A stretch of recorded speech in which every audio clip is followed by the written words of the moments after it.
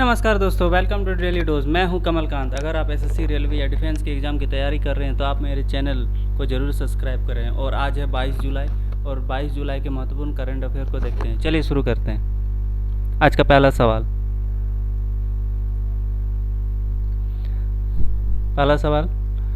राज्यसभा के सदन का उपनेता किसे नियुक्त किया गया है? ये पहला, इसका आंसर हो जाएगा मुख्तार अब्बास नकवी को राज्यसभा का उपनेता सेलेक्ट किया गया। देखिए, मुख्तार अब्बास नकवी को राज्यसभा का उपनेता नियुक्त किया गया है। इससे पहले उपनेता की जिम्मेवारी पीयूष गोयल के पास थी, जिन्हें कुछ दिन पहले ही राज्यसभा का नेता नियुक्त किया गया है। देखिए, राज्यसभा के बारे में कुछ जान लेते हैं। राज्यसभा में सदस्यों की अधिकतम संख्या 250 होती है, लेकिन राज्यसभा में सदस्यों की संख्या कितनी है? अभी तो 245 है। राज्यसभा में सदनों का निर्वाचन किस पद्धति द्वारा होता है? तो ये अप्रत्यक्ष रूप से होता है। चुनाव पद्धति द्वारा राज्यसभा के सभापति कौन होते हैं? उपराष्ट्रपति। राज्यसभा के सभापति कौन होते हैं? राज्यसभा के सदस्यों में से ही कोई एक होते हैं। राज्यसभा की सीटों का आवंटन किस आधार पर किया जाता है? तो यह है राज्य में जनसंख्या के आधार पर। देखिए, राज्यसभा सदस्य बनने के लिए क्या शर्त होनी चाहिए? पहले बात तो भारत का नागरिक हो, आयु कम से कम 30 वर्ष हो, किसी भी लाभ के पद पर ना हो, मानसिक रूप से स्वस्थ हो।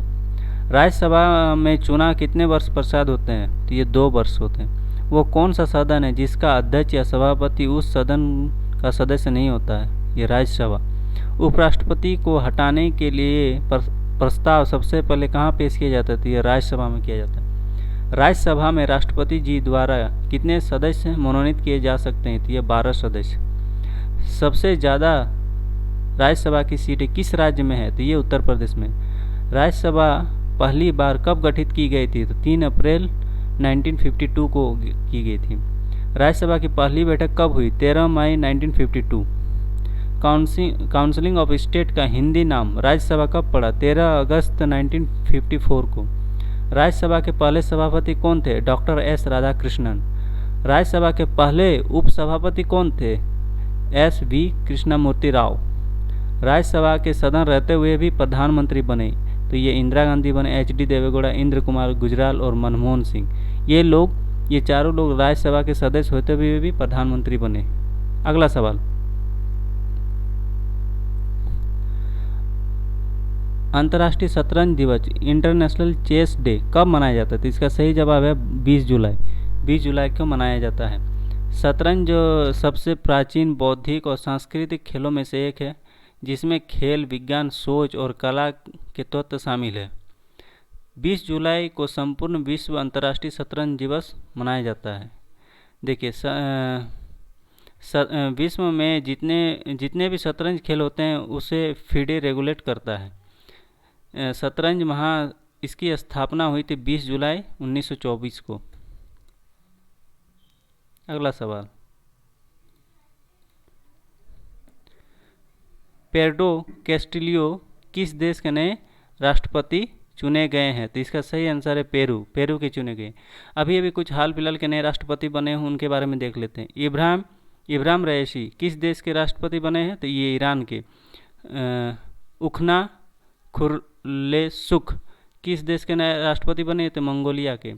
इसाक हर्जोग ये किस देश के राष्ट्रपति हैं? तो इजराइल के। बशर अल असद ये किस देश के राष्ट्रपति बने? तो ये सीरिया के।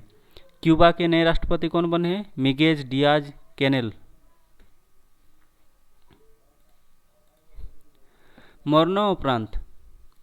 मरणोपरांत मोहन बागान रत्न किसे सम्मानित किया जाएगा? तो यह है शिवाजी बनर्जी को किया जाएगा। अगला सवाल, गुरेज पर्व किस केंद्र शासित प्रदेश में मनाया जाता है? तो ये जम्मू कश्मीर में मनाया जाता है। इसको आप याद करके रख लीजिए, मोस्ट इम्पोर्टेंट। अगला सवाल, इंडिया इनइक्वालिटी रिपोर्ट 2020 किसके द्वारा जारी की गई? तो ये है ऑक्सफैम के द्वारा जारी की गई। अगला सवाल, स्पार्क्सेन शतरंज ट्रॉफी किसने जीती? तो इसका सही आंसर है विश्वनाथ आनंद ने जीती। देखिए, शतरंज खेलों की शुरुआत जो है किस देश में हुई? सबसे पहले भारत में हुई। शतरंज खेल में 2 खिलाड़ी होते हैं। पूरे विश्व में शतरंज खेल को कौन सी संस्था रेगुलेट करती है? तो यह है फीडे। मुख्यालय ल्यूसाने, स्विट्जरलैंड।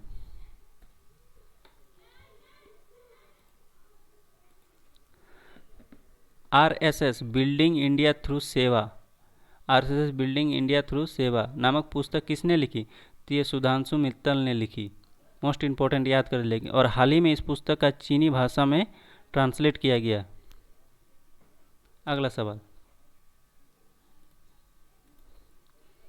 बियाना श्रीकांत प्रधान किस देश के भारतीय उपायुक्त हाई कमिश्नर नियुक्त किए गए हैं? तो ये तजाकिस्तान के हाई कमिश्नर नियुक्त किए गए। देखिए, तजाकिस्तान एशिया महाद्वीप में है। दुशांबे इसकी राजधानी है।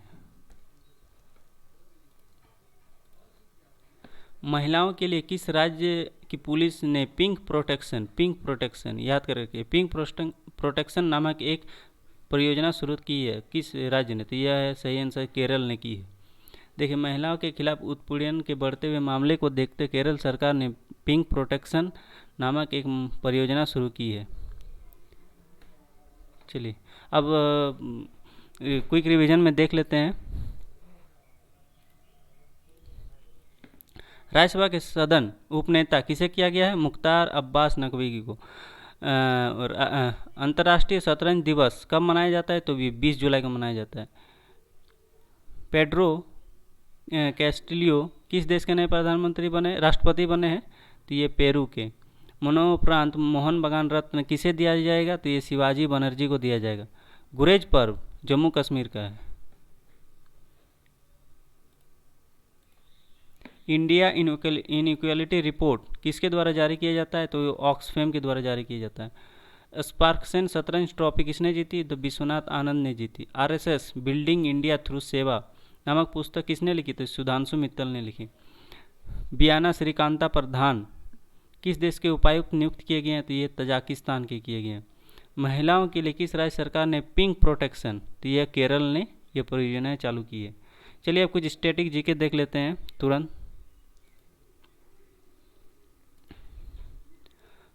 वालियार बांध केरल के कौन से जिले में है? तो ये पालक्काड में है।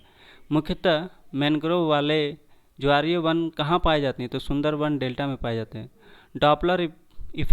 डॉपलर प्रभाव किससे संबंधित है? तो ये ध्वनि से है। पास आती हुई रेलगाड़ी की सीटी की आवृत्ति बढ़ती आती है, यह किस घटना के कारण होता है? तो डॉपलर इफेक्ट के कारण। वह पहला भारतीय सिपाही कौन था जिसने चर्बी वाले कारतूस का प्रयोग करने से इनकार कर दिया था? तो ये थे मंगल पांडे। 1857 के विद्रोह के समय भारत के गवर्नर जनरल कौन था? तो लॉर्ड कैनिंग। बेगम हजरत महल ने 1857 के विद्रोह का नेतृत्व किस शहर से किया था? तो लखनऊ से किए थे। भारत का यारलुंग जंगबो नदी किस नाम से जाना जाता है? तो ये ब्रह्मपुत्र को जाना जाता है। इसको याद करके रख लीजिए। ओटम थुलल पारंपरिक नृत्य कला किस राज्य से संबंधित है? तो ये केरल से संबंधित है। सती प्रथा का पहला उल्लेख कहाँ से मिलता है? तो ये भानुगुप्त के एकरन अभिलेख से मिलता है। चलिए, आज का वीडियो आपको कैसा लगा? यहीं तक था। अगर आपको वीडियो अच्छा लगा तो दोस्तों के साथ वीडियो को शेयर कीजिए, चैनल को सब्सक्राइब कीजिए, वीडियो को लाइक कीजिए और कमेंट कीजिए। मोस्ट इम्पॉर्टेंट, आप अगर एसएससी जीडी की एग्ज़ाम की तैयारी कर रहे हैं तो देखिए, आप किसी भी एग्ज़ाम की तैयारी कर रहे हैं तो current affair most important, current affair चाहिए ही चाहिए। मोस्टली ये 25 मार्क्स का होता है। आप सोच रहे हैं कि हम ये करंट अफेयर को छोड़ के बाकी सब जो बचे मैथ्स है, एसएस रीजनिंग है या साइंस है, ये सब हो जाएगा। तो ये बहुत आपकी गलत सोच है। आपको करंट अफेयर में भी उतना ही ध्यान देना पड़ेगा जो आप बाकी सब में देते हैं। तो प्लीज़ करके आप करंट अफेयर को ध्यान दीजिए। Thank you. जय हिंद।